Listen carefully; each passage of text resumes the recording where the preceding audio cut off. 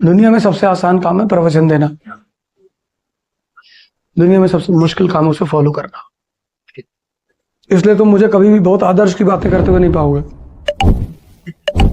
क्योंकि मैं जानता हूं कि खुद को भी फॉलो करना पड़ता है, और अगर तुम नहीं करते तो फिर तुम्हारी बिल्कुल वैल्यू नहीं रहेगी। इसलिए आदर्श की बातें कभी मत करना, तुम्हारी इज्जत हमेशा बनी रहेगी। तो मैं बात कर रहा था अंबेडकर की, शिवाजी की, वगैरह वगैरह की। तो ये क्यों मना? आजकल तुम देखो, एक particular community is celebrating Shivaji Jayanti, a particular community is celebrating Ambedkar Jayanti. अब एक ने अगर अंबेडकर जयंती मनाई और 10,000 लोग निकले, तो दूसरा कहेगा अच्छा हम तो 20 निकालेंगे। आज लोग सीख नहीं रहे हैं, कंपटीशन कर रहे हैं एक दूसरे से कि अगर अंबेडकर का इतना बड़ा झंडा किसी ने लगाया तो पूरे गाड़ी में झंडा लगाए हैं। कि हमने कहा भैया ऊपर बादल से लड़ रहा है, तो मुझे पलट के देख रहा था, अरे मैंने कहा कुछ नहीं, झंडा बड़ा लगा तो बादल से टकरा रहा था, जब बारिश ना हो जाए। Today celebrating a Jayanti is a very good thing, and it should be celebrated by everyone to learn from those personalities, because every great personality has a history of struggle. Ambedkar, Shivaji, Gandhi, Lincoln, पढ़ो यार इनको, तो तुम्हारी लड़ाई आसान हो जाएगी। अब तुम क्या है, अब तुम्हारे मन में बात आएगा कि टीपू सुल्तान ने हिंदुओं को बहुत मारा था, तुम इससे मत देखना। You are a bureaucrat. You don't see him as a Hindu or a Muslim. If you will see him as a Hindu, you will miss his achievements.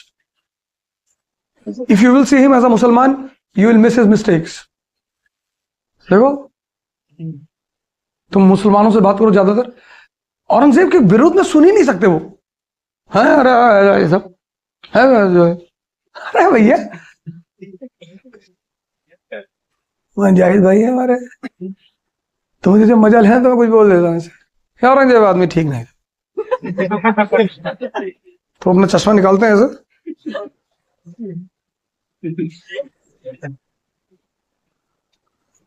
मजा लेना है मुझे। नहीं सर ऐसा, सर वो जो है कभी एक पैसा किसी का नहीं खाया। हाँ सही कह रहा है। इनको औरंगजेब कभी फायदा नहीं देगा। क्यों? क्योंकि उसको एक चश्मे से देख रहे हैं। आप उसे ना तो हिंदू बन के देखिए औरंगजेब को, और ना मुसलमान बन के देखिए, आप उसे एक ब्यूरोक्रेट की नजर से देखिए, तब वो आपको फायदा करेगा। These characters in history, इनसे आप नफरत मत करिए। औरंगजेब ने हिंदुओं को, जैसे हमारे यहाँ गांव में कहानियां सुनाई जाती थी कि Aurangzeb used to kill 10,000 Brahmins every day. 10,000। शुरू में हमको भी लगा कि बहुत बदतमीज आदमी था यार। एक बार मैंने किसी से कह दिया, ग्रेजुएशन फर्स्ट ईयर में था, तो मैंने किसी से कह दिया कि औरंगजेब जो है 10,000 ब्राह्मणों को डेली मारता था। तो वो बेचारे समझदार आदमी थे, कह बैठो, तो बोले 10,000 पर डे, तो मान लो साल में 300 दिन है, 10,000 में एक जीरो बढ़ाओ तो कितना हुआ? मैंने कहा 1 लाख। कहा फिर दूसरा जीरो बढ़ा दिया, फिर मैंने कहा 10 लाख। तो बोले कि एक साल में वो 30 लाख पंडितों को मारता था। मैंने कहा हाँ। कहीं 50 साल उसने शासन किया, तो एक साल में 30 लाख, तो 50 साल में कितना? 15 करोड़। और टोटल पॉपुलेशन औरंगजेब के समय इंडिया की 11 करोड़। तो तुम कहां से बचे हो?